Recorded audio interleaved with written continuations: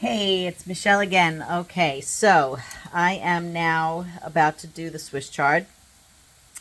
So I am going to flip the camera. I took my biggest pan and I put in avocado oil. I put in curry powder, some cayenne pepper, a ton of parsley, salt, pepper, and coconut aminos. So I'm just letting that sort of, you know, boil down a little bit, saute down, a couple more minutes, and then I'm going to add in the Swiss chard. Okay, that should be good. So I'm just going to add in the Swiss chard. All right, so I added in one of the bowls of Swiss chard. Now you'll see the water. Let me get a better lighting view. That is after 2 soakings. There's sand in there, and it's just a very dirty veggie. So make sure when you're making Swiss chard that you soak the heck out of it. I am going to probably have too much because I just cooked too much for everybody. I'm going to let this go down, and I'm going to just cover it with a nice pan cover. I'm going to lower the heat down to low, and I'm going to let this go for probably about 10 minutes, and then I'll take a check and look at it. Okay, so all that Swiss chard made this much.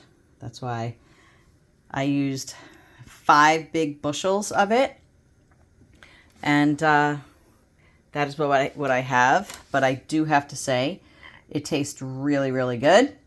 And it's got a bit of a bitterness, but it's got the sweetness from the coconut aminos, and it is delish. But yep, doesn't make a lot. So when you're making it, make sure you make a lot. I'll be back. Alrighty, so I chopped up those mushrooms. I did a super rough chop because I don't want them to wither away into nothing. I want them to kind of just be in the bites that everyone takes. That guy's a little too big. But what was interesting, since I've never cooked with these, is the stem of these mushrooms are very, very stiff. They're very stiff, I guess.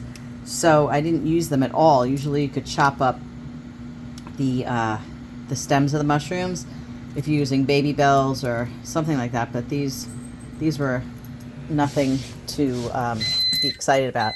That's my dinner. Believe it or not, yeah, I'm having turkey tonight.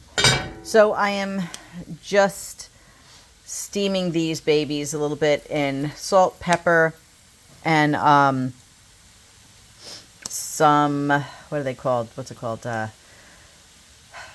Chicken broth and just a little water, because I'm going to have to warm them up tomorrow, so I don't want them to be all mouchade, as we could say. So just, I'll put them into an ice bath after so they stop cooking, but they're still a little bit too stiff. So I'll let these go for maybe another 5 minutes. I'm just flipping the ones on the bottom. You could see the liquid that I have. It's not covering them because I don't want to, make gross string beans.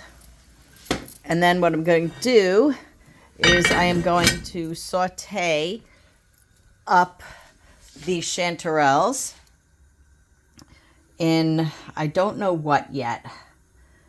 Isn't that pretty? I tell you, vegetables are really pretty.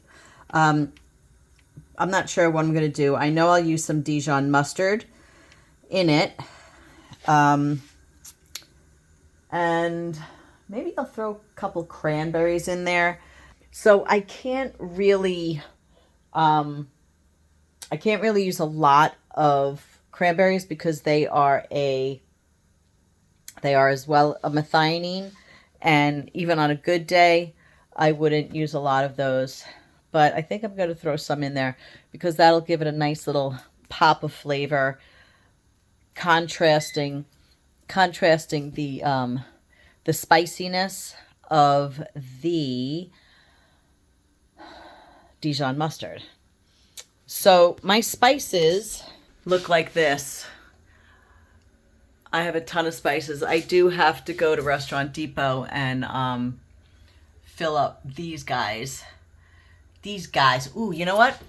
Maybe I'm going to throw a little bit of nutmeg on top of that too. And let's see. Maybe I will take some. This is how I cook, everybody. I just kind of guess. I'm going to take some rosemary. And I think that's what I'm going to do. I'm going to use some, just a couple of sprinkles of nutmeg, because that'll pair nicely with the cranberries. Yeah, so that's what I'm going to do.